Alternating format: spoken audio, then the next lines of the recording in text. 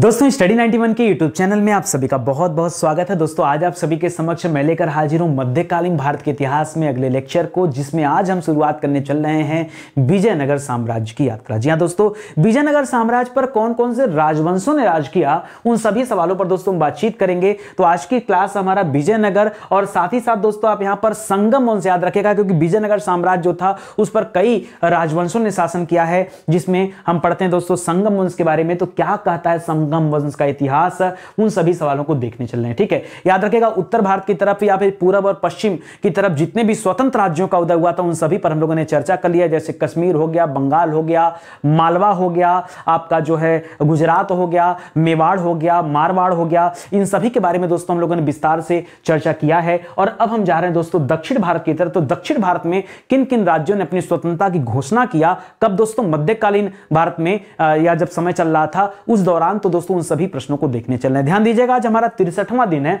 और आज की क्लास अगर आप अटेंड कर लेते हैं तो 1861 से लेकर 1890 तक के सवाल आपके क्लियर हो जाएंगे। इसको जरा आप ध्यान रखेंगे। ठीक है, देखिए जो बच्चों को ये सीरीज अच्छी लग रही है पीछे की पूरी सीरीज देखें। देखिए शुरुआत से जब आप वीडियो को देखेंगे तो कॉन्सेप्ट आपका और भी क्लियर हो जाएगा। इसी तरह से दोस्तों हम लोगों ने फाउंडेशन बैच पर भी काम करना शुरू किया है। ये तो आपको ट्रेलर दिया जा रहा है यूट्यूब पर। ठीक है, आप आइए हमारे फाउंडेशन बैच को देखिए, यहां पर और शानदार तरीके से दोस्तों चीजों को पढ़ाया गया है। आपको बहुत मजा आएगा और लगेगा कि वाकई पहली बार हम जिस तरीके से हमको पढ़ना चाहिए उस तरीके से हमें मैटर मिल रहा है, स्टडी मटेरियल मिल रहा है। आप इसी क्लास से अनुमान लगा सकते हैं कि हमारे पेड कोर्स का मैटर कितना बेहतर हो गया। हमारा हेल्पलाइन नंबर है, कॉल करके आप संपर्क कर सकते हैं। ठीक है, चलिए आगे बढ़ते हैं और एक एक सवाल को बहुत ध्यान से देखिएगा। ध्यान दीजिएगा दोस्तों, आज हमारा 63वां दिन है और 1861 से लेकर 1890 तक के सवाल हम हल करने चल रहे हैं। विजयनगर एवं संगम राजवंश उसके अंतर्गत जो आता है उनसे संबंधित सवालों को हम हल करने चल रहे हैं। पहला सवाल जो शुरू होता है, लिख रहा है किसके शासन काल में, भैया दिल्ली सल्तनत का कौन सा राजा था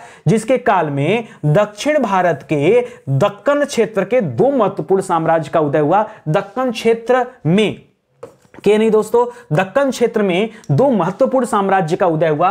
ठीक है, वो दोस्तों उसका नाम बताना, उस शासक का नाम बताना। तो याद रखें दोस्तों उस समय यहां पर चल रहा था तुगलक वंश का शासन। ठीक है, तुगलक वंश का सारी स्वतंत्रता दोस्तों किसके समय मिली है, तो मोहम्मद बिन तुगलक। सर इसके समय में तो मतलब बहुत सारे लोगों ने अपनी स्वतंत्रता घोषित कर दिया था, बिल्कुल सही। तो याद रखेगा मोहम्मद बिन तुगलक के समय में। ठीक है, दक्षिण भारत में और सीधा सीधा लिखा कहां पर दोस्तों, दक्कन क्षेत्र में दोस्तों जो दो साम्राज्य का उदय हुआ उसमें से एक का नाम था विजयनगर साम्राज्य। ध्यान दीजिएगा, एक का नाम था विजयनगर साम्राज्य और दूसरे का नाम था बहमनी साम्राज्य। ठीक है, कौन कौन सा, विजयनगर साम्राज्य और बहमनी साम्राज्य, ये दो राजवंशों का उदय हुआ। लोकेशन सर क्या था इनका, तो याद रखेगा तुंगभद्रा नदी के तट पर। जी हां दोस्तों, तुंगभद्रा नदी के किनारे दोस्तों ये दोनों राजवंशों की स्थापना हुई थी और पूरे जीवन यार ये दोनों लड़ते रहे। ये दोनों आपस में ना पूरे जीवन लड़ते रहे। कौन कौन, विजयनगर और बहमनी। तो दोस्तों पहले विजयनगर को पढ़ लीजिए, बाद में हम बहमनी पर आएंगे तो बहमनी भी बताऊंगा, बरार बताऊंगा, बीदर बताऊंगा, गोलकुंडा बताऊंगा, अहमदनगर बताऊंगा, ये सब बाद में बताऊंगा। अभी हम शुरुआत करते हैं विजयनगर से। ठीक है, चलिए आगे देखिए। सवाल आता है विजयनगर की स्थापना किसने की। दोस्तों मैंने आपको पहले भी सवाल बताया हूं, पढ़ाया हूं। ठीक है, तो याद रखेगा विजयनगर की स्थापना किसने किया था, हरिहर बुक्का नामक दो भाइयों ने किया था। किसने किया था, हरिहर एवं बुक्का नामक दोस्तों ये दो भाई थे। दोनों क्या थे, दोनों भाई थे, इन्होंने किया था। और दोस्तों अगर पूछ दे स्थापना कब किया था तो क्या बताएंगे, याद रखेगा 1336 ईस्वी में इन्होंने स्थापना किया था। कब किया था, 1336 ईस्वी में। किसके समय में, यही मोहम्मद बिन तुगलक दोस्तों राजा रहता है, उसी के समय में दोस्तों इन्होंने किया था। इसे दोस्तों दक्षिण भारत का पहला हिंदू साम्राज्य कहा जाता है। परीक्षा में अगर सवाल आए क्या है कि दक्षिण भारत का पहला हिंदू साम्राज्य कौन सा था, पहला हिंदू साम्राज्य भी मध्यकालीन भारत के इतिहास की बात कर रहा है। तो क्या बताएंगे दोस्तों, मध्यकाल की बात कर रहा है। ये सारे सवाल हम कहां कवर कर रहे हैं दोस्तों, ये मध्यकाल में कवर कर रहे हैं। तो मध्यकाल के दौरान दोस्तों याद रखेगा ये पहला हिंदू साम्राज्य स्थापित हुआ था, विजयनगर साम्राज्य, जो हरिहर बुक्का ने 1336 में स्थापित किया था। लिख रहा हरिहर एवं बुक्का ने किसकी प्रेरणा से विजयनगर की स्थापना किया था। ये क्वेश्चन तो रटा रटा है दोस्तों कि हरिहर बुक्का ने विजयनगर की स्थापना किया, कब किया, तो 1336 में किया। लेकिन दोस्तों यहां पर एक सवाल यह आ जाता है कि किसकी प्रेरणा से, इनको प्रेरणा किसका मिला था? तो याद रखिएगा दो लोगों की प्रेरणा मिली थी। कितने लोगों की प्रेरणा मिली थी दोस्तों? दो लोगों की प्रेरणा मिली थी। एक प्रेरणा मिला था दोस्तों विद्या रड़े से। किससे मिला था दोस्तों? विद्या रड़े से प्रेरणा मिला था। दूसरा प्रेरणा मिला था सायण से। किससे मिला था? सायण, सारण या सायण लिखा हुआ है, ठीक है, आप सायण कर लीजिएगा, ये वाला करिएगा, सारण मत करिएगा, ठीक है। क्या करेंगे? सायण करिएगा। सारण बहुत जगह लिखा हुआ है तो गलत है, सायण। तो विद्यारण्य और सायण की प्रेरणा से दोस्तों इन दोनों भाइयों ने विजयनगर साम्राज्य की स्थापना किया, इसको याद रखेंगे। चलिए आगे बढ़ते हैं। और क्या क्या सवाल सर पूछा जाता है जब हम ये चैप्टर पढ़ते हैं? सवाल आता है कि हरिहर बुक्का के गुरु का नाम क्या था, ठीक है। हरिहर बुक्का जो दो भाई थे जिन्होंने 1336 ईस्वी में विजयनगर साम्राज्य की नींव डाल दिया, ठीक है, विजयनगर साम्राज्य की क्या कर दिया इन्होंने? नींव डाला। भाई इनके गुरु का नाम क्या है? ठीक है, तो याद रखेगा इनके गुरु का नाम है माधव विद्यारण्य। पूरा नाम याद करेगा, माधव विद्यारण्य, माधव विद्यारण्य। अरे जिनकी प्रेरणा से दोस्तों इन्होंने स्थापना किया था, मैं उन्हीं माधव विद्यारण्य की बात कर रहा हूं, तो याद रखेंगे, ठीक है। और ये क्या थे दोस्तों? एक ब्राह्मण विद्वान थे और कुछ नहीं, ठीक है। ये क्या थे दोस्तों? ये एक ब्राह्मण विद्वान थे, ध्यान दीजिएगा, और ज्यादा कुछ यहां पे नहीं है, ठीक है। लिख रहा विजयनगर साम्राज्य में जो हम दूसरा प्रेरणा देखते हैं कि दूसरी प्रेरणा इन्होंने सायण से लिया था दोस्तों। ये सायण कौन थे जरा ये बताइए। तो सायण दोस्तों विजयनगर साम्राज्य में याद रखेगा ये वेदों के भाष्यकार थे। क्या थे दोस्तों? ये वेदों के भाष्यकार थे। भाष्यकार का तात्पर्य होता है वेदों पर टीका लिखने का काम करते थे, ठीक है। भाष्यकार का तात्पर्य क्या होता है?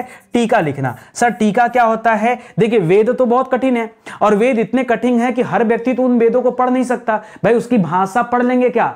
जो वेद की मूल प्रकृति है या प्रति है या जो उसकी मूल भाषा है जिसे आप लौकिक संस्कृत कहते हैं, लोगों को तो संस्कृत पढ़ना आता नहीं, फिर लौकिक संस्कृत लोग कैसे पढ़ेंगे? तो बहुत प्रसिद्ध लोगों ने क्या किया, जो विद्वान थे उन्होंने वेदों पर टीका लिखा। टीका का तात्पर्य होता है किसी विषय को एकदम आसान भाषा में, लोगों के सामान्य भाषा में, जो लोग आम बोलचाल की भाषा में यूज करते हैं उस भाषा में दोस्तों इसका अनुवाद कर देना ताकि लोग जान सकें वेदों के बारे में। तो वेदों के भाष्यकार थे जो टीका लिखने का कार्य करते थे, सायण, उनसे भी प्रेरणा मिला था किसको? हरिहर बुक्का को, और तब जाके इन्होंने विजयनगर साम्राज्य की स्थापना किया था, ध्यान रखेंगे, ठीक है। अगला सवाल क्या पूछ सकता है इस चैप्टर से? सवाल बनता है कि किस यात्री ने लिखा है, कब लिखा है, बाद में बातचीत करेंगे। पहले पूछ रहा दोस्तों किस यात्री ने लिखा है कि विजयनगर दुनिया के सबसे भव्य शहरों में से एक लगा। दुनिया के, पढ़िएगा ध्यान से, जाहिर सी बात है कि आदमी दुनिया घूम कर आ रहा होगा, यानी एक विदेशी यात्री था और उसने लिखा है कि दुनिया के सबसे भव्य शहरों में से विजयनगर एक था। जी हां दोस्तों, जो उसने देखा या सुना था, इस यात्री ने अपने जीवन में जो कुछ देखा दुनिया में और जो कुछ सुना उसमें सबसे भव्य कौन था दोस्तों? विजयनगर था। ये कहा किसने दोस्तों? तो कहा था अब्दुल रज्जाक ने। किसने कहा था दोस्तों? अब्दुल रज्जाक जो यात्री आया था दोस्तों, ये उसने कहा था दोस्तों। ये कहां का यात्री था सवाल ये भी देता है, तो याद रखेगा ये फारसी यात्री था। कहां का था दोस्तों? ये फारसी यात्री था, यानी फारस से दोस्तों चलकर आया था, ठीक है। और इसने तारीफ में विजयनगर के बारे में यह शब्द लिखा है, इसे भी ध्यान दीजिएगा, आपके सवाल पूछे जाते हैं परीक्षा में। लिख रहा विजयनगर साम्राज्य पर किन वंशों ने शासन किया? विजयनगर साम्राज्य पर दोस्तों किन किन राजवंशों ने शासन किया? तो सीक्वेंस से याद रखेगा। सबसे पहले दोस्तों विजयनगर की स्थापना हो जाती है तो संगम राजवंश आता है, जिसके बारे में हम यहां पर शुरू करने जा रहे हैं, ठीक है। तो पहला क्या दोस्तों? पहला है नंबर 1 पर, याद रखेगा संगम राजवंश। संगम के बाद दोस्तों याद रखेगा दूसरे नंबर पर कौन आता है? तो याद रखेगा सालू वंश आता है। कौन सा आता है दोस्तों? सालू वंश आ जाता है। फिर जब सालू वंश समाप्त होगा, जब आप तीसरे नंबर पे आएंगे तो आप पढ़ेंगे तुलु वंश के बारे में। किसके बारे में पढ़ेंगे? तुलु वंश के बारे में पढ़ेंगे। फिर और आगे आएंगे तो चौथे नंबर पे आएंगे तो पढ़ेंगे अरावीडू वंश के बारे में। अरावीडू वंश, जी हां दोस्तों, अरावीडू वंश, और ये आखिरी वंश रहता है। तो इन 4 वंशों ने दोस्तों याद रखेंगे शासन किया है, ये आप ध्यान रखेंगे। तो पहले संगम वंश जिसके बारे में हम पढ़ेंगे, बाद में आप आएंगे तो सालू वंश, बाद में तुलु वंश, बाद में क्या हो जाएगा? अरिका मीडू मत करेगा, और जगह का नाम है ये अरिवीडू है। क्या दोस्तों? अरावीडू है, इसको याद रखेंगे। अगला सवाल पूछता है कि विजयनगर का इतिहास किस साम्राज्य के शासकों के साथ निरंतर युद्धों का इतिहास रहा है? तो शुरू में मैंने आपको बताया कि भैया दक्कन में, अगर हम दक्कन की बात करें, दक्कन क्षेत्र में आपने पढ़ा कि 2 राजवंशों का उदय हुआ था, 2 साम्राज्य का उदय हुआ था, एक विजयनगर साम्राज्य और एक बहमनी साम्राज्य, ठीक है। बहमनी साम्राज्य, ठीक है, बहमनी। विजयनगर की स्थापना हरिहर बुक्का ने, हरिहर बुक्का ने किया था। और यहां पर दोस्तों बहमनी साम्राज्य की स्थापना बहमन शाह ने, किसने किया था? बहमन शाह ने किया था। ठीक है, और इन दोनों के बीच में दोस्तों जीवन भर लड़ाई चलता रहा, जीवन भर दोस्तों युद्ध होता रहा। ये आप ध्यान देंगे, इन दोनों के मध्य में ये युद्ध चलता रहा आजीवन दोस्तों, एक दूसरे से दोनों लड़ते रहे। ठीक है, अगला सवाल पढ़िए। लिख रहा विजयनगर एवं बहमनी शासकों के बीच युद्ध का मुख्य कारण क्या था? भाई किस चीज को लेकर ये लड़ रहे थे दोस्तों? तो याद रखेगा इनकी जो लड़ाई थी ना, ये रायचूर दोआब को लेकर के थी। क्या थी दोस्तों? रायचूर दोआब। अब आप कहेंगे सर ये रायचूर दोआब क्या होता है? रायचूर देखिए एक जगह का नाम है, और दोआब क्या होता है? तो दोआब कहा जाता है दो नदियों के बीच के स्थान को। सर इतना इंपॉर्टेंट क्या था कि दोनों आपस में लड़कट मर रहे थे? भाई युद्ध में पैसे तो खर्चे होंगे ना, पैसा खर्चा होगा, लोगों की हत्याएं होंगी, मृत्यु होगा, लोग मानसिक तनाव से जूझेंगे, बहुत कुछ होता है युद्ध में। और कोई युद्ध एक बार हो तो समझ में आता है, आजीवन लड़ते रहे, 100-200 साल तक लड़ते रहे यार। और बताओ अब इतनी लंबी लड़ाई एक क्षेत्र को लेकर के, भाई क्या यहां सोना गड़ा था कि हीरा था? सर ये अपने आप में हीरा ही समझ लेते हैं। भाई हीरा को आप हीरे के खादान से मत समझिए। रायचूर दोआब इसलिए इंपॉर्टेंट था, रायचूर का मतलब नहीं, कहानी तो दोआब की है। दोआब क्या होता है? मैंने कहा दोआब दो नदियों के बीच के स्थल को कहते हैं। भाई अगर कोई क्षेत्र, मान लीजिए कोई गांव है, उसके एक उत्तर से नदी बह रही है, दक्षिण से बह रही है, या पूरब से बह रही है, पश्चिम से बह रही है, अगर दोनों तरफ से नदी बह रही है तो गांव की मिट्टी कितनी उपजाऊ होगी? बहुत उपजाऊ होगी, उसमें फसल बहुत अच्छा होगा। और यही रीजन था दोस्तों कि दोनों पार्टियां चाहती थी कि दोआब वाला क्षेत्र हमारा हो जाए, जो रायचूर दोआब है ये हमारा हो जाए। अच्छा सर वो दो नदी थी कौन कौन सी? तो सर एक नदी तो हमको पता है, जो आपने बताया कि भाई ये दोनों साम्राज्य तुंगभद्रा नदी के तट पर बसे हुए थे। तो सर एक बात तो कंफर्म है कि एक नदी कौन सी थी? तुंगभद्रा थी। और सर दूसरी नदी कौन सी थी? तो दूसरी नदी थी दोस्तों कृष्णा नदी। ठीक है, तो तुंगभद्रा और कृष्णा नदी के बीच का जो क्षेत्र था वो रायचूर दोआब कहलाता था। वो बहुत ज्यादा उपजाऊ क्षेत्र था। यही रीजन था कि दोनों चाह रहे थे, विजयनगर और बहमनी दोनों चाह रहे थे कि रायचूर दोआब हमारा हो जाए, और उसी क्षेत्र को लेकर के इनकी मुख्य लड़ाई थी। ठीक है, सबसे ज्यादा जो बात बिगड़ी वो इसको लेकर हुई। लिख रहा रायचूर दोआब के अलावा, अगर हम रायचूर दोआब को छोड़ दें और इसके अलावा और किन क्षेत्रों के लिए विजयनगर और बहमनी के शासक के बीच दोस्तों युद्ध होता रहा? तो देखिए और एक और क्षेत्र था, वो भी दोआब का क्षेत्र था, वो कृष्णा गोदावरी का क्षेत्र था। ठीक है, कृष्णा गोदावरी नदी। जी हां दोस्तों, देखिए जब आप दक्षिण भारत में जाएंगे ना तो सबसे ऊपर मिलेगा गोदावरी, फिर मिलेगा कृष्णा, फिर मिलेगा तुंगभद्रा। तो ये रहा कृष्णा तुंगभद्रा। पहले इसको लेकर झगड़ा हो रहा था, और अब इसको यानी इस कृष्णा के ऊपर दोस्तों गोदावरी, तो अब इसके बीच में जो क्षेत्र उसको लेकर के भी झगड़ा था दोस्तों। तो कृष्णा गोदावरी के बीच में जो दोआब था उसको लेकर के झगड़ा चल रहा था। दोआब का यहां पर डेल्टा बना हुआ था, इस डेल्टा को लेकर के झगड़ा चल रहा था। प्लस दोस्तों याद रखेगा इतना ही नहीं, मराठावाड़ा को लेकर झगड़ा चल रहा था। किसको? मराठावाड़ा। जी हां दोस्तों, मराठावाड़ा भी दोस्तों एक क्षेत्र था। उन क्षेत्रों को लेकर के भी आगे ये लोग लड़ते रहे। ठीक है, अब देखिए जिसके नियति में लड़ना होगा वो कोई ना कोई बहाना तो खोज ही लेगा। रायचूर ना सही, कृष्णा गोदावरी सही, कृष्णा गोदावरी ना सही, मराठावाड़ा सही, कुल मिला जुला के कहो ना कि लड़ना है। ठीक है, और दोनों लड़ रहे थे, कट रहे थे, मर रहे थे, होता यही है। ठीक है, चलिए आगे बढ़ते हैं। लिख रहा है कौन सा साम्राज्य अपनी आर्थिक सांस्कृतिक उपलब्धियों के लिए प्रसिद्ध है? तो याद रखेगा वो बहुत ज्यादा फला फूला, शुरुआत में बता दिया दोस्तों कि अब्दुल रज्जाक ने कहा कि दुनिया का सबसे सुंदर अगर कोई शहर है तो विजयनगर था। इसका मतलब भाई यहां सांस्कृतिक कल्चरल बहुत सारी चीजें थी, इकोनॉमिकली मजबूत रहा होगा, कल्चरल बहुत अच्छा रहा होगा, सामाजिक रूप से अच्छा रहा होगा, हर तरीके से बेहतर रहा होगा। तो हम बात करें दोस्तों किसके बारे में? याद रखेगा विजयनगर साम्राज्य के बारे में। ठीक है, विजयनगर दोस्तों याद रखेगा हर तरफ से आर्थिक रूप से, सांस्कृतिक रूप से, धार्मिक रूप से मजबूत था, याद रखेंगे। और दोस्तों इसीलिए तो उसको भव्य शहर का नाम दिया गया, भव्य शहर कहा। और किसने कहा दोस्तों?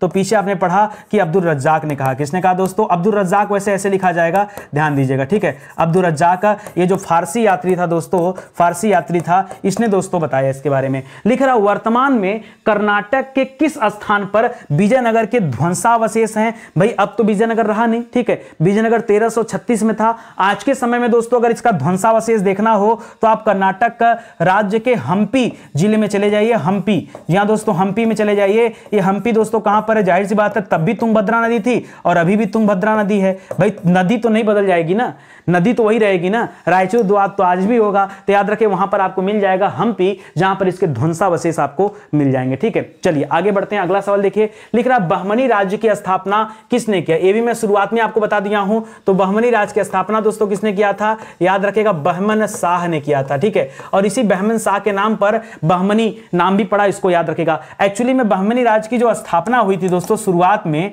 ठीक है, स्थापना हुई थी, वो स्थापना दोस्तों हसन गंगू ने किया था। किसने किया था? हसन गंगू ने। बाद में इसी हसन गंगू ने क्या किया दोस्तों? नाम बदल करके नाम बदल कर दोस्तों गद्दी पर बैठा, नाम बदल करके गद्दी पर बैठा। मतलब जब इसने बहमनी राज्य बसाया तब ये हसन गंगू था, और जब बन गया, जब उसकी गद्दी पर बैठा, तब इसे क्या कहा गया? तब इसे बहमन शाह कहा गया, और इसने खुद से अपनी उपाधि धारण किया अलाउद्दीन बहमन शाह प्रथम। क्या पूरा नाम था इसका?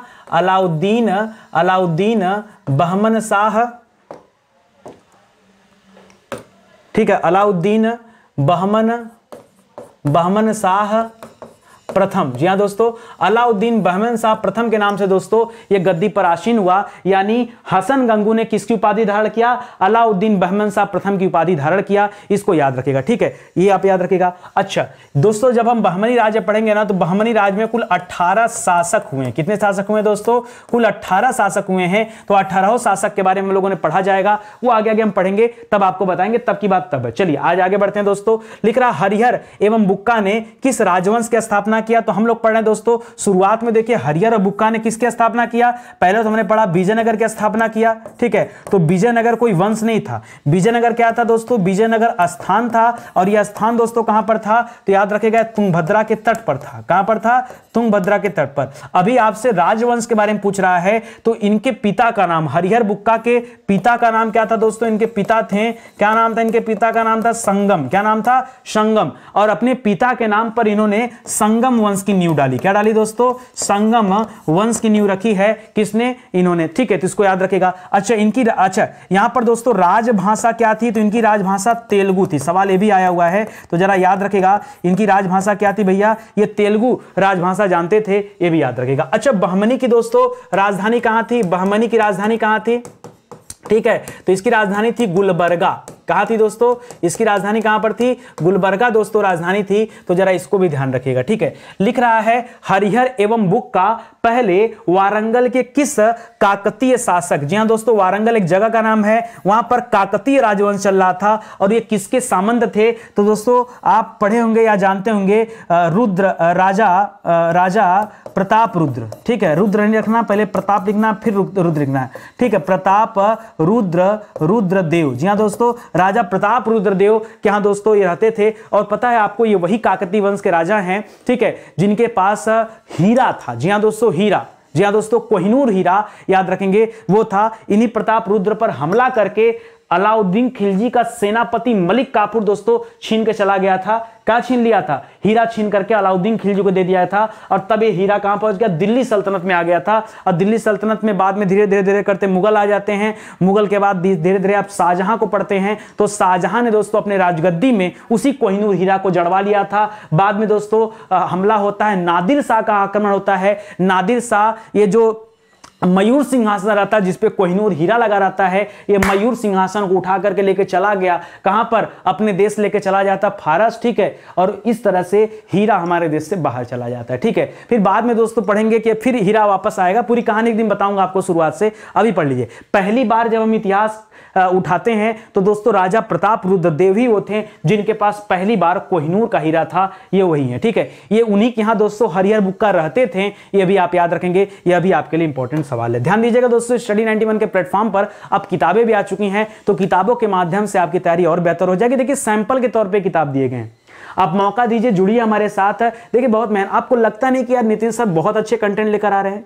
आप उठाइए अपने कॉपी को, कलम को, आपको जहां आपने पढ़ा है अपने नोट्स को खोलिए और देखिए चीजें आपको पढ़ाई गई कि नहीं पढ़ाई गई तो पढ़िए, क्योंकि नहीं पढ़ेंगे तो सिलेक्शन रुकेगा, इसी की वजह से सिलेक्शन रुकेगा। आप पढ़ लीजिए, विश्वास मानिए, ठीक है। किताबों में भी दोस्तों अपने आप में एंटिक मैटर दिया गया, आप एक बार देखिए तो सही, आपको लगेगा कि वाकई सर आप सही कह रहे हैं, ठीक है। चलिए शुरू करते हैं आगे। लिख रहा है संगम वंश का प्रथम शासक था। हमने क्या पढ़ा दोस्तों? संगम वंश की स्थापना किसने किया? एक बार फिर से रिवाइज कर लीजिएगा। संगम वंश की स्थापना हरिहर बुक्का ने किया। हरिहर एवं बुक्का नामक दोस्तों दो भाइयों ने किया। किसके नाम पर दोस्तों? तो अपने पिता के नाम पर। किसके नाम पर? अपने पिता संगम के नाम पर। जी हां दोस्तों, अपने पिता संगम के नाम पर इसकी स्थापना हो गई। और संगम वंश का पहला शासक कौन बना? तो पहला बड़ा पुत्र था दोस्तों हरिहर। जी हां दोस्तों, हरिहर, तो इसका नाम रखिएगा हरिहर प्रथम। हरिहर प्रथम दोस्तों पहली बार संगम वंश का राजा बनता है और 1336 ईस्वी से लेकर के, जी हां, स्थापना कब हुआ? विजयनगर साम्राज्य की स्थापना 1336 में, और ये लोग गद्दी पर बैठे, तुरंत इन्होंने संगम वंश की नींव डाला। तो वही टाइम पीरियड दोस्तों यहां स्टार्ट होगा 1336 से, और ये चलेगा 55 तक। कहां तक चलेगा दोस्तों? 1336 लेकर 1355 ईस्वी तक दोस्तों राजा कौन रहा? हरिहर प्रथम रहा। दोनों भाई बड़े अच्छे तरीके से, बहुत कायदे से रहते थे, तो कभी लड़ाई झगड़ा नहीं हुआ कि एक की हत्या करके हम सीट कब्जिया लें, इस तरह का दोस्तों इनके मन में धारणा नहीं थी, तो इसको याद रखिएगा, ठीक है। हरिहर प्रथम के समय में कोई बेहतर काम हुआ क्या? जी हां, थोड़ा सा बेहतर काम हुआ। हरिहर प्रथम ने दोस्तों, याद रखेंगे, कदंब राजवंश का नाम सुना होगा, कदंब राजवंश। जी हां दोस्तों, कदंब को जीत लिया। जी हां दोस्तों, कदंब को जीता, और जीत करके दोस्तों उसे विजयनगर साम्राज्य में मिला लिया। इतना ही नहीं दोस्तों, हरिहर प्रथम के समय में दोस्तों साम्राज्य विस्तार के लिए इसने मदुरा और होयसल पर हमला किया, ठीक है। मदुरा एवं होयसल वंश, जी हां दोस्तों, होयसल पर दोस्तों आक्रमण किया, और इन्हें दोस्तों, इनको क्या किया? पराजित किया, ठीक है। इनको पराजित किया, ठीक है, पराजित किया, लेकिन राज्य में मिलाया नहीं, केवल हराया है। ये आगे दोस्तों बुक्का के टाइम में दोस्तों ये मदुरा और होयसल क्या होंगे? विजयनगर साम्राज्य में शामिल कर लिए जाएंगे, इसको ध्यान रखिएगा। लिख रहा हरिहर प्रथम के शासन काल में कौन भारत आए? ये सवाल बहुत ज्यादा परीक्षा में पूछा जाता है, और इस पर डबल टिक कर लीजिए, ये इसको आप जरूर याद रखिएगा। हरिहर प्रथम के समय में भारत कौन आया था? तो इब्न बतूता भारत आया था।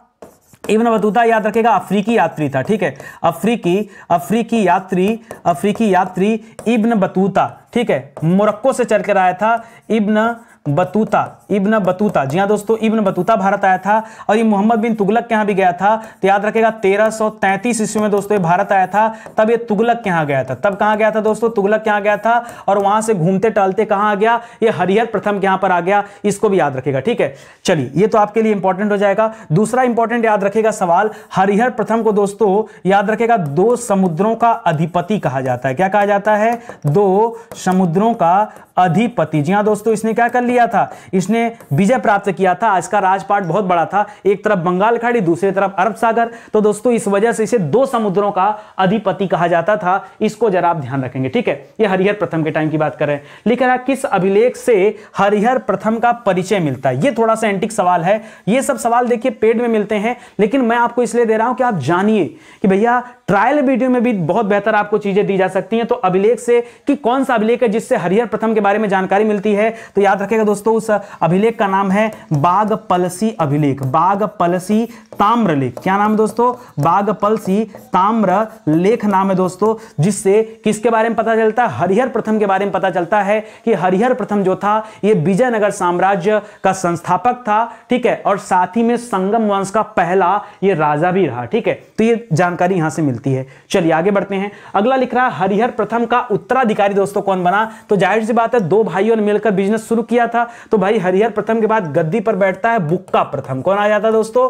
बुक्का प्रथम आ जाता है गद्दी पर। याद रखेगा हरिहर प्रथम के बाद आपने पढ़ा दोस्तों हरिहर प्रथम का टाइम पीरियड क्या था? तो 1336 ईस्वी में बैठे हैं, क्योंकि वही टाइम है जब विजयनगर की स्थापना किया जाता है, और तब से लेकर के 1355 ईस्वी तक दोस्तों ये गद्दी पर बैठे रहे। तो जाहिर सी बात है 55 में जब उनकी मृत्यु हुई तो 1355 में दोस्तों बुक्का प्रथम गद्दी पर बैठेंगे, और बुक्का प्रथम चलते हैं दोस्तों 1377 तक, ठीक है। 1377 तक दोस्तों ये बुक्का प्रथम अपने गद्दी पर बैठे रहते हैं। अच्छा, बुक्का प्रथम ने दोस्तों सीमा का विस्तार किया। क्या किया दोस्तों? सीमा का विस्तार किया। पीछे हमने बताया था दोस्तों, याद रखेगा, मदुरा और होयसल। जी हां दोस्तों, मदुरा और होयसल को अपने यहां शामिल किया, प्लस दोस्तों कृष्णा नदी तक दोस्तों अपने सीमा का विस्तार कर लिया। किसने? याद रखेंगे, बुक्का प्रथम ने। ठीक है, तो दोनों भाई ने अपने अपने समय में काफी ज्यादा विजयनगर साम्राज्य का विस्तार किया है, याद रखेगा। लिख रहा, बुक्का प्रथम ने किसकी उपाधि धारण किया? जी हां दोस्तों, बुक्का, इसके पहले हरिहर प्रथम ने किसी तरह की कोई उपाधि नहीं धारण किया था। बुक्का प्रथम ने दोस्तों पहली बार उपाधि धारण किया। इसने उपाधि धारण किया दोस्तों वेद मार्ग प्रतिष्ठापक। क्या उपाधि इसकी? वेद मार्ग प्रतिष्ठापक। देखिए, मैंने पहले ही आपसे कहा है कि दक्षिण भारत में मध्यकालीन भारत के दौरान दक्षिण भारत का पहला हिंदू राजवंश है। और देखिए, आपको दिख रहा होगा इस सवाल से कि हां सर, इसमें हिंदुत्व की भावना है। ठीक है, तो वेद मार्ग प्रतिष्ठापक नाम की उपाधि दोस्तों इन्होंने धारण किया। इसको याद रखेगा गद्दी पर बैठने के बाद। इसके बाद दोस्तों एक दूत मंडल चीन भी भेजा था। एक सवाल आता है कि विजयनगर के किस शासक ने एक दूत मंडल कहां भेजा? चीन भेजा था। तो याद रखेगा कब भेजा था दोस्तों? तो 1374 के आसपास दोस्तों ये दूत मंडल क्या गया था? चीन गया था। टाइम नहीं पूछता है कौन भेजा था, खाली यही पूछता है दोस्तों। तो इस सवाल को भी आपको ध्यान देना है, याद रखना है। ठीक है, देखिए, हरिहर प्रथम को हम क्या कहते थे? हरिहर प्रथम को कहते थे दो समुद्रों का अधिपति। यही कहा जाता था ना, दो समुद्रों का अधिपति। जी हां दोस्तों, दो समुद्रों का अधिपति कहा जाता था। ठीक उसी तरीके, अच्छा, यहां पे दो समुद्र में जरा याद रखेगा, दो समुद्र में मैंने शायद यहां बोला बंगाल की खाड़ी, अरब सागर, ना वो हटा दीजिएगा। बंगाल की खाड़ी एक साइड है क्योंकि उन्हीं के साइड है, और नीचे दोस्तों हिंद महासागर जो था उसको ये दो समुद्र मानते थे। और इसको बुक्का प्रथम को याद रखेगा, बुक्का प्रथम को तीन समुद्र का अधिपति कहा गया। तीन समुद्र का अधिपति कहा गया, समुद्र का अधिपति कहा गया। क्यों कहा गया? इसके पीछे रीजन ये था क्योंकि इन्होंने साम्राज्य विस्तार कहां तक कर लिया? पूरा मतलब उधर तमिलनाडु वाले बेल्ट से लेकर के इधर केरल वाले बेल्ट तक आ गए। इसलिए दोस्तों क्या हो गया? ये तीन समुद्रों का अधिपति इन्हें कहा गया। किसे? बुक्का प्रथम को। सवाल आ सकता है परीक्षा में, आप पहले से तैयार रहिए। लिख रहा है संगम शासकों में सर्वप्रथम, एक साथ कर लीजिएगा, सर्वप्रथम महाराजा धीराज की उपाधि दोस्तों किसने धारण किया? तो याद रखेगा, अब यहां पे टाइम पीरियड चेंज होगा और यहां हम पढ़ेंगे दोस्तों हरिहर द्वितीय के बारे में। किसके बारे में पढ़ेंगे? हरिहर द्वितीय। जी हां दोस्तों, हरिहर द्वितीय। ये हरिहर द्वितीय कौन था? देखिए, नाम है हरिहर द्वितीय, लेकिन पुत्र किसका है? तो बुक्का का पुत्र। जी हां दोस्तों, बुक्का का पुत्र।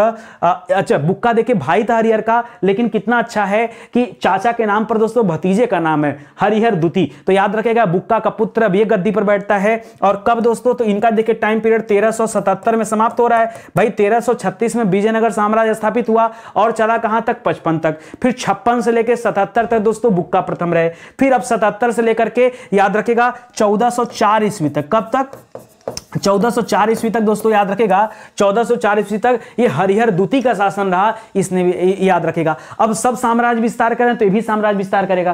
केरल में, केरल वगैरह बेल्ट में दोस्तों जो त्रिचिनापल्ली वगैरह जगह है उसको इन्होंने जीत लिया, मैसूर जीत लिया, कांची का विजय किया। ऐसे विजय किया गया इनके द्वारा। किसके द्वारा? हरिहर द्वितीय के द्वारा, जो कि बुक्का का पुत्र है। 1377 से 1404 ईस्वी तक दोस्तों गद्दी पर बैठे हैं। ठीक है, लिख रहा हरिहर द्वितीय की सबसे बड़ी सफलता क्या थी? हरिहर द्वितीय, फिर से एक बार टाइम पीरियड याद करें दोस्तों, 1377 से लेकर के 1404 ईस्वी तक दोस्तों ये गद्दी पर बैठे हैं। और मैंने इनके बारे में क्या बताया दोस्तों? इन्होंने मदुरा को विजय किया, इन्होंने त्रिचिनापल्ली को विजय किया, त्रिचिनापल्ली को विजय किया। ये सारा विजय दोस्तों इनका खास है। और सबसे बड़ी सफलता इनकी क्या रही? तो सबसे बड़ी सफलता रही, इन्होंने दो बड़ा काम कर दिया। एक आपने सुना होगा बेलगांव के बारे में। जी हां, बेलगांव को। और एक सुना होगा गोवा को। जी हां दोस्तों, गोवा और बेलगांव को जीत लिया। किससे? बहमनी से। जी हां दोस्तों, बहमनी साम्राज्य के पहले अधीन था ये। और किसने जीत लिया? हरिहर द्वितीय ने बेलगांव, जहां पर दोस्तों अधिवेशन हुआ था, जिस अधिवेशन की अध्यक्षता महात्मा गांधी जी ने किया था 1924 में। याद आया आपको? ये वही वाला है दोस्तों सवाल। तो याद रखें दोस्तों, 1924 है ना? हाँ सही है, ठीक है, ठीक। तो याद रखेगा दोस्तों, ये वही वाला अधिवेशन है। और वो पहले बहमनी साम्राज्य का हिस्सा हुआ करता था, उसे हरिहर द्वितीय के समय में कहां मिला लिया गया? विजयनगर साम्राज्य में मिला लिया गया। और इसी विजयनगर में दोस्तों गोवा भी आ चुका था। ठीक है, ये इसकी सबसे बड़ी सफलता थी। लिख रहा हरिहर द्वितीय को अपनी विद्वता, जी हां दोस्तों, अपनी विद्वता एवं विद्वानों को संरक्षण देने के कारण दोस्तों इन्हें क्या कहा गया? तो दोस्तों इन्हें कहा गया राजव्यास। क्या कहा गया? राजव्यास। मतलब राजव्यास की उपाधि दिया गया, या राज वाल्मीकि भी कहा गया। क्या क्या कहा गया दोस्तों? राज वाल्मीकि। जी हाँ दोस्तों, राजव्यास या राज वाल्मीकि उपाधि दिया गया। किस वजह से? तो अपने यहां विद्वानों को संरक्षण देने का काम करते थे, इस वजह से। ठीक है, लिख रहा हरिहर द्वितीय के बाद सिंहासन पर कौन बैठा? जी हाँ दोस्तों, जब हरिहर द्वितीय का टाइम पीरियड खत्म होता तो अब कौन आएगा? अब आएगा दोस्तों विरूपाक्ष प्रथम। कौन आएगा?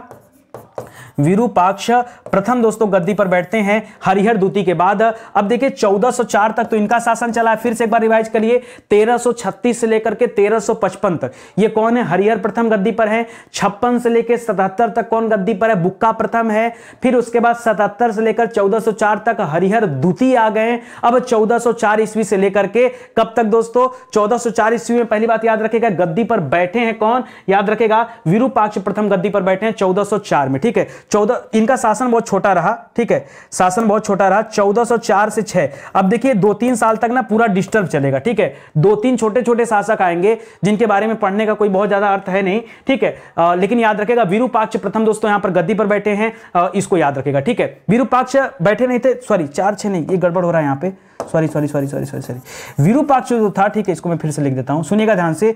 विरूपाक्ष का जो टाइम पीरियड था ये 1404 ईस्वी था। ठीक है, पहले इसको याद रखेगा, ये गद्दी पर बैठा और कुछ ही महीने रहा। इसके बाद दोस्तों गद्दी पर आ जाता है बुक्का दूती। कौन आ जाता दोस्तों? बुक्का दूती गद्दी पर आता है। और वो बुक्का दूती का टाइम पीरियड क्या रहता दोस्तों? 1404 से 1406। हाँ, यहीं पे दोस्तों है, याद रखेगा। हरिहर दूती के बाद दोस्तों थोड़ा सा टाइम पीरियड ऐसा रहता है, कुछ महीनों के लिए विरूपाक्ष आता है, फिर उसको गद्दी से अपदस्थ कर करके बुक्का दूती दोस्तों गद्दी पर बैठा है। देखिए हरिहर दूती, बुक्का दूती। ठीक है, दोनों तक लेके आइए तो 1406 ईस्वी आ जाएगा आपका। लिख रहा हरिहर दूती के बाद विजयनगर साम्राज्य का वास्तविक उत्तराधिकारी कौन हुआ? ठीक है, देखिए छोटे छोटे तो 2 राजा आए। आपने क्या पढ़ा? हरिहर द्वितीय के बाद छोटे छोटे 2 राजा आए। कौन कौन आया दोस्तों? एक तो विरूपाक्ष आया, जिसे हम कह रहे हैं विरूपाक्ष प्रथम। क्या कह रहे हैं? विरूपाक्ष प्रथम कह रहे हैं। और विरूपाक्ष प्रथम 1404 ईस्वी में बस थोड़े महीनों के लिए गद्दी पर बैठा रहा। ठीक है, ये आप याद रखेंगे, ये इंपॉर्टेंट है। फिर नंबर 2 पर कौन आया दोस्तों? तो याद रखेगा बुक्का दूती आया। कौन आया? बुक्का दूती आया। बुक्का दूती गद्दी पर कब बैठा? तो 1404 से लेकर 1406 ईस्वी तक गद्दी पर बैठे हैं। लेकिन दोस्तों दोनों बहुत ही मजबूत शासक नहीं थे। ठीक है, थोड़ा सा कम अयोग्य, मतलब कम योग्य थे, इसलिए जल्दी गद्दी से हट गए। तो हरिहर द्वितीय के बाद विजयनगर का अगर वास्तविक उत्तराधिकारी किसी को हम कह सकते हैं तो आप यहां पे नया नाम दीजिए, देवराय प्रथम। क्या नाम है दोस्तों? देवराय प्रथम। जी हां दोस्तों, ये वास्तविक उत्तराधिकारी आप इन्हें कह सकते हैं, देवराय प्रथम को, इसको याद रखेगा। अच्छा, इनका टाइम पीरियड कब था? अब ये लंबा चलेगा दोस्तों, तो 1406 से लेकर के 1422 ईस्वी तक दोस्तों ये गद्दी पर बैठे हैं। कौन? हरिहर द्वितीय के बाद कौन? देवराय प्रथम, जिनका लंबा शासन चला है, देवराय प्रथम, याद रखेगा। ठीक है, ये प्रसिद्ध तेलुगु कवि, एक आपने नाम सुना होगा शायद, श्रीनाथ का नाम सुना होगा। श्रीनाथ इन्हीं के दरबार में रहते थे। ठीक है, तो याद रखेगा प्रसिद्ध तेलुगु कवि श्रीनाथ का नाम सुना है आपने? पूछता है श्रीनाथ किसके दरबार में रहते थे, तो क्या बताएंगे दोस्तों? श्रीनाथ ये देवराय प्रथम के दरबार में रहते थे, याद रखेगा। अगला सवाल देखिए, लिख रहा देवराय प्रथम के समय बहमनी के किस सुल्तान ने आक्रमण किया? और आक्रमण किया, यहां पूरी कहानी बनती दोस्तों। यहां पर नाम आता है सुल्तान फिरोज शाह का। सर वो तुगलक वाला नहीं है, ये सुल्तान फिरोज शाह बहमनी का दोस्तों है, वो है। ठीक है, फिरोज शाह जो है ये बहमनी का शासक है। और इसने दोस्तों किस पे हमला कर दिया? इसकी लड़ाई हो गई दोस्तों देवराय से। ठीक है, देवराय से लड़ाई हो गई, देवराय प्रथम से। ठीक है, और देवराय प्रथम दोस्तों क्या हो जाते हैं? देवराय प्रथम हार जाते हैं। और कौन जीत जाता है दोस्तों? तो याद रखेगा यहां पर जीत हो जाती किसकी? यहां पर जीत हो जाता है सुल्तान फिरोज शाह का। उसके बाद क्या होता है? देवराय की पुत्री का विवाह। सुनिएगा ध्यान से। ठीक है, इसके बाद क्या होता है? देवराय प्रथम की पुत्री का विवाह किससे हो जाता है दोस्तों? तो याद रखेगा सुल्तान फिरोज शाह से। किससे हो जाता है? सुल्तान फिरोज शाह से दोस्तों, याद रखेगा, हो जाता है। ये आप ध्यान रखेंगे, ये आपके लिए इंपॉर्टेंट सवाल है। किसका? देवराय प्रथम की पुत्री का विवाह दोस्तों फिरोज शाह से हो गया। अब आप देख रहे हैं दोस्तों, बहमनी साम्राज्य और विजयनगर क्या हो गया? थोड़े समय के लिए रिश्तेदारी बन गई है। ठीक है, लिख रहा देवराय प्रथम के शासनकाल में कौन भारत आया? अभी अच्छा सवाल है। तो इसके समय में कौन आया भारत? तो याद रखें दोस्तों, यहां पर निकोलो कोंटी, यहां पर 2 प्रसिद्ध लोग भारत आए थे। एक तो दोस्तों निकोलो कोंटी भारत आया, कौन आया? Niccolo Conti. बहुत अच्छा सवाल है, परीक्षा में आता है, ध्यान दीजिएगा। निकोलो कोंटी किसके शासनकाल में आया था? पूछेगा तो क्या बताएंगे? देवराय प्रथम के शासनकाल में आया था। कहां का यात्री था? तो याद रखेगा इटली का यात्री था, ठीक है। अच्छा, देवराय प्रथम दोस्तों यहां गद्दी पर कब बैठे? 1406 से लेकर 1422 तक। ये उसी दौरान दोस्तों 1420 में आया था, याद रखेगा 420 करने, ठीक है। और ये आप याद रखेंगे देवराय प्रथम के शासनकाल में। देवराय प्रथम ने दोस्तों पहली बार तुंगभद्रा नदी पर बांध बनाया था और किसानों के लिए नहरों का निर्माण किया था। सवाल ये भी आता है, तो अच्छा सवाल है, इसको ध्यान रखेंगे, ठीक है। चलिए आगे बढ़ते हैं, सीधे अपने टॉपिक पर आते हैं। अगला सवाल दे रहा दोस्तों, संगम वंश का सबसे प्रतापी शासक कौन हुआ? जी हां दोस्तों, सबसे ज्यादा पावरफुल, सबसे ज्यादा प्रतापी राजा कौन हुआ? तो देवराय द्वितीय था। कौन था दोस्तों? देवराय द्वितीय को सबसे प्रतापी शासक माना जाता है। अगर हम यहां पर देवराय प्रथम की बात करें, जो हमारा पिछले शासक थे, तो देवराय प्रथम के बारे में हम लोगों ने पढ़ा कि देवराय प्रथम का टाइम पीरियड क्या था दोस्तों? तो 1406 से लेकर 1422 ईस्वी तक दोस्तों गद्दी पर रहे हैं, याद रखेंगे। और अब सबसे प्रतापी जो हैं देवराय द्वितीय, ये 1422 में ही गद्दी पर बैठेंगे दोस्तों, और चलेंगे कब तक दोस्तों? 1446 ईस्वी तक दोस्तों गद्दी पर रहे। इनको भी याद रखेगा, ये सबसे प्रतापी राजा थे, ठीक है। सबसे प्रतापी क्यों थे? कोई न कोई कारण रहा होगा दोस्तों, तो कारण था। कारण क्या था दोस्तों? अच्छा, अब मैं आपको बताना चाहूंगा, ये जो 6 से लेकर 22 है, ठीक है, ये इसके बीच में दोस्तों देवराय के बाद ना एक शासक और हुए थे कुछ महीनों के लिए, रामचंद्र, ठीक है, याद रखेगा। कुछ महीनों के लिए दोस्तों रामचंद्र नाम के भी एक शासक हुए थे। रामचंद्र के बाद दोस्तों यहां पर वीर विजय भी नाम के एक शासक हुए थे, ठीक है, वीर विजय, ठीक है। तो ये सारी चीजें आप ध्यान रखेंगे, थोड़ा सा इंपॉर्टेंट आपके लिए, ये आप अच्छे से याद रखेंगे। उसके बाद तब जाकर के देवराय का शासन आता है, ये आप याद रखेंगे। ये लोग कुछ कुछ महीने के लिए आए थे, इसलिए यहां पर बहुत ज्यादा जैसे मिलता नहीं। जैसे आपने पढ़ा था हरिहर द्वितीय के बाद विरूपाक्ष आ गए थे कुछ महीनों के लिए, विरूपाक्ष के बाद बुक्का द्वितीय आ गए थे 2 साल के लिए। अरे 1404 से 1406 तक विरूपाक्ष थे, ठीक है, वो बुक्का द्वितीय थे। और बुक्का द्वितीय के बाद दोस्तों तब हम लोग पढ़ते हैं देवराय प्रथम के बारे में, ठीक है। तो उसी तरह से दोस्तों यहां बीच में कुछ महीनों के लिए रामचंद्र और वीर विजय भी आए थे, याद रखेगा। अच्छा, देवराय द्वितीय को दोस्तों गज बेटकर कहा जाता है। क्या कहा जाता है दोस्तों? इनकी उपाधि थी गज बेटकर की उपाधि, ठीक है। क्या उपाधि थी? गज बेटकर। ये गज बेटकर क्या होता है दोस्तों? तो हाथियों का संहार करने वाला। गज माने हाथी, बेटकर माने शिकार करने वाला, तो हाथियों का शिकार इन्हें कहा जाता था। इन्होंने उड़ीसा को जीत लिया था। उड़ीसा, जहां दोस्तों आपने पढ़ा होगा कलिंग के बारे में, तो कलिंग में दोस्तों, कलिंग वाले प्रांत में दोस्तों बहुत सारी हाथियां पाई जाती हैं। ये हाथियों का शिकार करते थे और बड़े बड़े महारथी राजाओं को इन्होंने हराया था। देवराय द्वितीय के शासन काल में दोस्तों कौन भारत आया? देखिए, अब यहीं पर ध्यान देना है, जब हम पढ़ते हैं देवराय प्रथम, तब हम पढ़ते हैं कि देवराय प्रथम के समय में निकोलो कोंटी भारत आया। कौन आया? निकोलो कोंटी भारत आया। कब आया दोस्तों? 1420 ईस्वी में ही पढ़ते हैं ना। लेकिन जब हम पढ़ते हैं देवराय द्वितीय के बारे में कि देवराय द्वितीय के समय में दोस्तों कौन भारत आया है, तो आप याद रखेगा, जो आप पीछे पढ़ रहे थे फारसी यात्री अब्दुल रज्जाक ना, जिसने क्या लिखा है? अब्दुल रज्जाक ना, जिसने लिखा है दोस्तों कि विजयनगर क्या था? दुनिया के सबसे भव्य शहरों में से एक था। वो दोस्तों भारत आया था, याद रखेंगे, देवराय द्वितीय के समय में। अब्दुल रज्जाक। अब कैसे याद रखेंगे दोस्तों? देखिए यहां पर ज 2 बार है, मैं कैसे याद रखा हूं, भूल जाता हूं मैं भी, ठीक है। तो ज 2 बार है, तो यहां ज से द्वितीय याद रखेगा, ठीक है। तो द्वितीय हो जाएगा दोस्तों, और निकोलो कोंटी को आप अलग रखेगा, तो ज 2 याद रखेगा। तो देवराय द्वितीय हमेशा आपको याद आएगा। ये इनके शासनकाल में, देवराय द्वितीय के शासनकाल में अब्दुल रज्जाक आया था। उसी तरह से देवराय प्रथम बचेगा, तो निकोलो कोंटी को आप याद रखेगा, ये भी भारत आया, इसको याद रखेगा। अच्छा दोस्तों, देवराय द्वितीय को इंद्र का अवतार कहा जाता है, ठीक है, ये भी लिख लीजिएगा। देवराय द्वितीय को क्या कहा जाता दोस्तों? इन्होंने अपने आप को क्या कहा? इंद्र का अवतार माना, ठीक है। बहुत लोगों को हराया था ना, तो एक प्रसिद्ध राजा होने की वजह से, प्रतापी शासक होने की वजह से इस तरह के टाइटल भी दिए गए। लिख रहा है देवराय द्वितीय ने किस संस्कृत ग्रंथ पर भाष्य लिखा? मतलब पढ़ने लिखने में विद्वान थे, तभी तो दोस्तों भाष्य लिख रहे हैं, टीका लिख रहे हैं। तो याद रखेगा, इन्होंने 2 ग्रंथों पर भाष्य लिखा है। पहला है दोस्तों ब्रह्मसूत्र। क्या है? पहला है ब्रह्मसूत्र, जिस पर इन्होंने भाष्य लिखा है, और दूसरा है महानाटक सुधा निधि। क्या नाम है? महानाटक सुधा निधि। जी हाँ दोस्तों, ये 2 ऐसे संस्कृत ग्रंथ हैं जिन पर दोस्तों भाष्य किसने लिखा है? तो खुद देवराय द्वितीय ही दोस्तों इस पर भाष्य लिखा है। इसको भी आप याद रखेंगे, ठीक है। चलिए आगे बढ़ते हैं। लिख रहा है किसे प्रौढ़ देवराय के नाम से जाना जाता है? ये एक अलग व्यक्ति है। अब जब प्रौढ़ देवराय आता है तो लोगों के दिमाग में आता है कि या तो देवराय प्रथम को कहा जाता होगा, या तो देवराय द्वितीय को कहा जाता होगा। तो प्रौढ़ देवराय किसे कहा जाता है दोस्तों, ये कहा जाता है मल्लिकार्जुन को। ये एक तीसरा व्यक्ति है, याद रखेगा मल्लिकार्जुन, ठीक है। तो आप प्रण शब्द लगने की वजह से कभी कंफ्यूज नहीं होंगे, लोग ऐसे ही करते हैं तुक्का मारने वाले। आपको ध्यान देना, मल्लिकार्जुन को कहा जाता था और 1300 उनका चल रहा था 46 तक आया था ना, तो सॉरी 1446, ठीक है। तो 1446 में दोस्तों मल्लिकार्जुन गद्दी पर बैठता है और ये चलेगा नहीं, कुछ गड़बड़ हो रहा है, ठीक है, ठीक है। यहां तक, हाँ, देवराज 46 तक आया, 46 लेकर के दोस्तों 65 तक, ठीक है, 46 लेकर के दोस्तों याद रखेगा 65 तक दोस्तों गद्दी पर बैठा रहता है, ठीक है। और इसी ये प्रौढ़ देवराय के समय में दोस्तों एक चीनी यात्री भारत आया था, ठीक है। कौन आया था दोस्तों?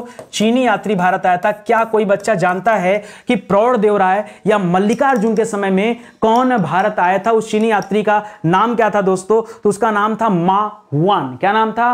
मा हुआन, हुआन। क्या था दोस्तों?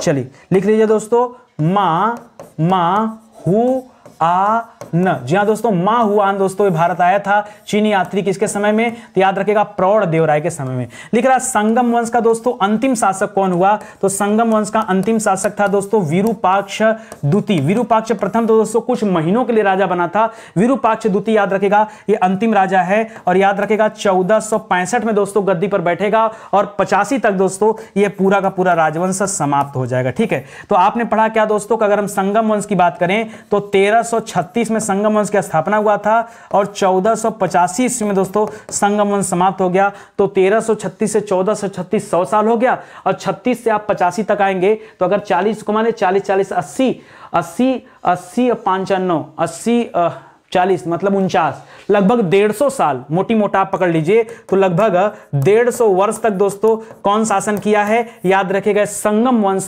ने शासन किया है, ये आपने पढ़ लिया, ठीक है। एक आखिरी सवाल दोस्तों लिख रहा है किसके अनुसार विरूपाक्ष द्वितीय, जी हां दोस्तों, किसके अनुसार विरूपाक्ष द्वितीय के समय विजयनगर में चारों ओर अराजकता एवं अशांति का माहौल था? ये दोस्तों किसने कहा है दोस्तों? तो ये पुर्तगाली यात्री नूनीज ने कहा है। किसने कहा दोस्तों?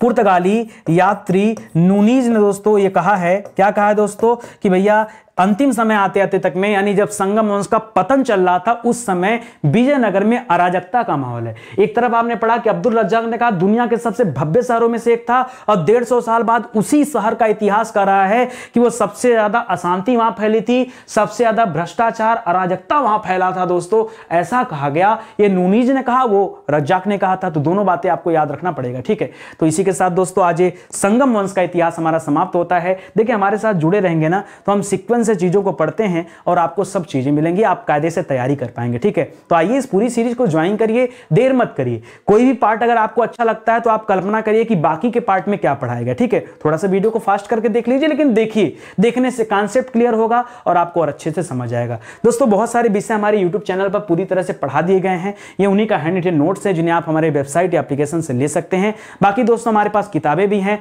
तो किताब को भी दोस्तों आप ऑर्डर कर सकते हैं, ठीक है। ये भी अवेलेबल है, मार्केट में भी अवेलेबल है, ऑफलाइन खरीद सकते हैं, ऑनलाइन हमारे वेबसाइट एप्लीकेशन से ले सकते हैं। कैश ऑन डिलीवरी चाहिए तो अमेजन, फ्लिपकार्ट, मीशो, जहां आपकी इच्छा हो वहां से दोस्तों कैश ऑन डिलीवरी पर भी दोस्तों किताबें मंगा सकते हैं। तो देर मत कीजिए, जुड़िए स्टडी 91 के साथ और अपनी सफलता को आगे बढ़ाइए, ठीक है। चलिए आज का सेशन यही समाप्त होता है, मिलते हैं दोस्तों अगले लेक्चर में। तब तक के लिए बहुत बहुत धन्यवाद आपका। जय हिंद, जय Bharat. Thank you so much.